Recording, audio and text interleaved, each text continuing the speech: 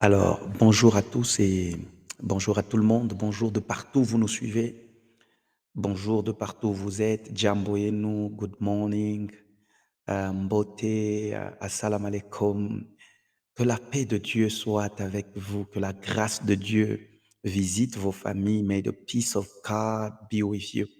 Je vous salue tous dans le nom de Jésus et bienvenue dans 5 minutes dans la parole. Nous prions que le Saint-Esprit de Dieu nous ouvre encore l'intelligence, nous donne la capacité de connaître le Dieu que nous servons. Au nom de Jésus, nous avons ainsi prié. Amen.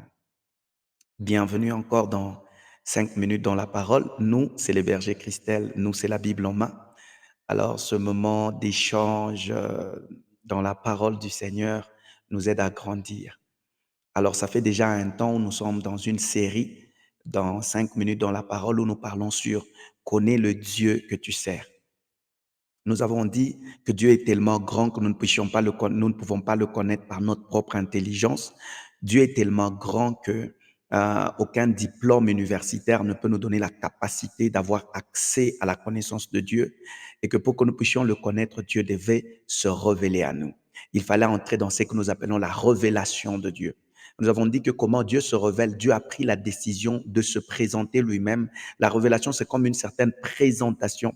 Dieu se présente lui-même, mais au travers de la parole. Et dans la parole, nous avons commencé par dire, si nous voulons connaître Dieu, l'une des choses que nous devons regarder, regardons ses œuvres. Ses œuvres sont belles, ses œuvres sont grandes. Et au travers de ces œuvres, Dieu se présente déjà à nous. Donc, nous ne pouvons pas dire au travers des œuvres que nous ne reconnaissons pas la grandeur de Dieu.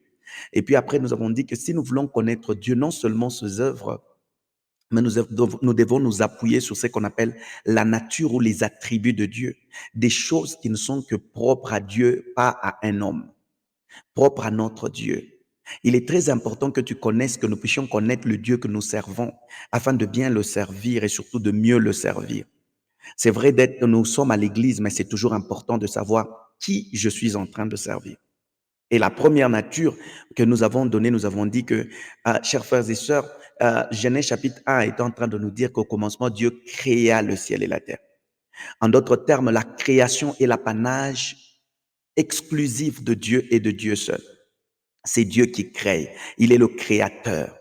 Et c'est très important parce que quand vous connaissez que Dieu est le créateur, en ce moment-là, même quand vous traversez de moments où vous avez comme l'impression qu'il y a quelque chose qui manque, Dieu n'a pas besoin seulement d'inventer ou de modifier. C'est que Dieu fait ce qu'il crée. Et c'est ce que nous avons dit hier. Dieu crée. Dieu a la capacité de créer. Il appelle à l'existence les choses qui n'ont jamais existé. Du vide, il peut appeler quelque chose à pouvoir venir. Le monde et tout ce que nous voyons, en fait, c'est la création de Dieu. Et nous avons dit hier qu'il a créé le ciel et la terre et nous nous sommes dit qu'aujourd'hui, nous allons entrer en profondeur. Il a créé le ciel et la terre. Notre Dieu, il n'est pas seulement le créateur de choses que nous voyons. Il est aussi le créateur de choses que nous ne voyons pas. Parce qu'il crée le ciel, en d'autres termes, les invisibles, mais aussi les visibles, la terre. Chers frères et sœurs, nous croyons en ce Dieu capable de créer aussi les invisibles. Au-delà de ce que nous voyons, au-delà du monde que nous touchons, au-delà de choses auxquelles nous avons totalement conscience, il y a des choses qui existent. D'ailleurs, d'après une étude, il se pourrait que le monde physique ne représente que 5% de tout ce qui a la globalité, parce que le monde spirituel représente 95%. La réalité des choses se trouve aussi en esprit. C'est très important. Il est le créateur du ciel et de la terre. En d'autres termes, de choses invisibles et de choses visibles. C'est pourquoi j'ai dit tout ça, parce que ça te permettra de comprendre qu'il y a peut-être un domaine que tu n'arrives pas à exploiter. C'est le domaine de l'esprit. Le domaine, parce que Dieu crée tout ça pour l'homme. Il a créé pour lui-même, mais il crée aussi pour que l'homme puisse aussi connaître, découvrir. Le jour où tu auras accès au monde spirituel, le jour où nous avons accès à la connaissance de choses spirituelles, en ce moment-là, nous aurons accès à la connaissance du Dieu qui a créé ces choses. On parle des anges, on parle des esprits, il y a tellement, on parle du royaume de cieux, on parle de tout ça. Toutes ces choses sont spirituelles, elles ne sont pas naturelles. Et le créateur, c'est Dieu, c'est notre Dieu. Je voulais aujourd'hui que tu puisses comprendre, ma sœur, mon frère, que au-delà de ce que tu vois, il y a ce que tu ne vois pas qu'on appelle un monde spirituel. Mais je veux te laisser aujourd'hui avec quelque chose.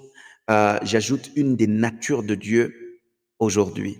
Nous sommes dans Deutéronome chapitre 6, le verset 4. La Bible dit, écoute Israël, l'Éternel, notre Dieu, est le seul éternel. Je veux ici que tu comprennes que quand on parle de l'éternité, quand on parle de l'éternel, c'est une nature qui est liée d'abord et exclusivement à Dieu. C'est-à-dire, il a existé avant le temps. Il existera. Au fait, Dieu, c'est lui qui a créé le temps, mais il est en dehors du temps. Il est dans ce que nous appelons sphère qu'on appelle l'éternité. Avant que les temps n'existât, Dieu existait déjà. Dieu n'a pas été créé par, je ne sais pas, Dieu n'a pas été créé par le raisonnement humain. Non, Dieu a existé avant que toute autre chose ne puisse exister. Il est éternel. Ton Dieu est éternel. Ton Dieu n'a ni commencement, il n'a ni fin. Il n'est pas géré par le temps. La Bible dit d'éternité en éternité, tu es Dieu. Chers frères et sœurs, c'est ce Dieu-là que tu es en train de servir. Un Dieu éternel, un Dieu qui ne connaîtra jamais la fin. Est-ce que tu comprends ça? Que Dieu te bénisse. Essaye de prendre, je te donne toutes ces paroles pour que tu prennes le temps de réfléchir dessus. Que Dieu te bénisse. Demain, nous allons continuer. Je ne veux pas tellement trop en train, je veux juste te présenter. Au fait, le rôle, c'est de venir te présenter ton Dieu. Qui est le Dieu que tu sers? Mon Dieu est le Créateur, mais mon Dieu est éternel. Que Dieu vous bénisse abondamment. Visitez-nous sur notre chaîne YouTube. Nous vous aimons. Que Dieu vous bénisse.